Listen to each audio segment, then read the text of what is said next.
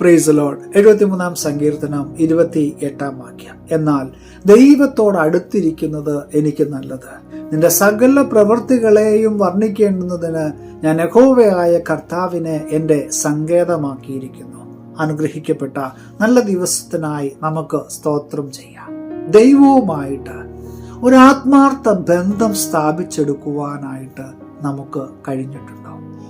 ഒരാത്മാർത്ഥ സുഹൃത്തിനോട് എത്ര കണ്ട് ആഴമായിട്ട് നാം അവരോട് ഇടപഴകുന്നുവോ അതുപോലെ തന്നെയായിരിക്കണം നാമും ദൈവവുമായിട്ടുള്ള ബന്ധം. അവൻ എത്രത്തോളം നമ്മോട് അടുത്തിരിക്കുന്നുവോ അത്ര കണ്ട് നമ്മുടെ പ്രശ്നങ്ങളിൽ അവൻ പരിഹാരകനായി കൂടെ ഉണ്ടാകും. അതുകൊണ്ടാണ് സങ്കീർത്തനക്കാരൻ ഇത്ര കണ്ട് ഉറപ്പിച്ച് പറയുന്നത്, ദൈവമേ, ഞാൻ നിന്നെ സങ്കേതമാക്കിയിരിക്കുന്നു, ഞാൻ എൻ്റെ ദൈവത്തോട് ഏറ്റവും അടുത്തിരിക്കുന്നു. അതുകൊണ്ട് ദൈവവുമായിട്ടുള്ള ഒരു ആത്മാർത്ഥ ബന്ധം വളർത്തിയെടുക്കുവാനായിട്ട് നമുക്ക് ഓരോരുത്തർക്കും കഴിയണം. ഒരു കാര്യം കൂടി ഓർക്കുക, നാം എന്തെങ്കിലുമൊക്കെ ആവശ്യങ്ങൾ വരുമ്പോൾ മാത്രമല്ല നാം ഒരു സുഹൃത്തിനോട് ഇടപഴകുന്നതും സംസാരിക്കുന്നതും.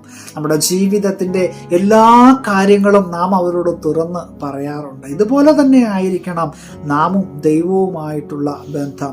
എന്തും നമുക്ക് ദൈവസന്നിധിയിൽ തുറന്നു പറയുവാനും ദൈവത്തോട് ചോദിക്കുവാനും പറയുവാനും സംസാരിക്കുവാനും ഒക്കെ നാം സമയം കണ്ടെത്തണം.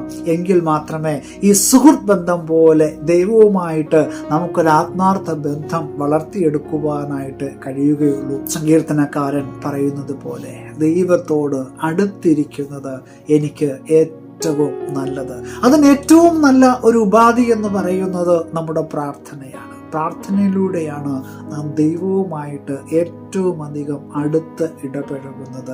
നമുക്കെന്തും പറയുവാൻ ഈ പ്രാർത്ഥനയിലൂടെ കഴിയും. ഒരു അപേക്ഷ എന്ന കണക്കല്ല, ഒരു യാചന എന്ന കണക്കല്ല, ദൈവത്തോട് പരസ്പരം നമ്മുടെ കാര്യങ്ങൾ തുറന്നു പറയുവാൻ ഈ പ്രാർത്ഥനകൾ നമ്മെ സഹായിക്കും. എന്നാൽ പലപ്പോഴും നമ്മുടെ ആവശ്യങ്ങൾ അറിയിക്കുവാനുള്ള ഒരു നൂലായി മാത്രമാണ് ഈ പ്രാർത്ഥനയെ നാം കാണാറുള്ളത്. ദൈവവുമായിട്ടുള്ള ആ ഒരു ഉറ്റ ബന്ധം അത് കാത്തു സൂക്ഷിക്കുവാനായിട്ട് ദൈവം നമുക്ക് സമ്മാനമായി തന്നിരിക്കുന്ന ഒരു പദവിയാണ് ഈ പ്രാർത്ഥന എന്ന് പറയുന്നത്. അതെ, പ്രാർത്ഥനയിൽ നാം ദൈവത്തോട് സംസാരിക്കണം.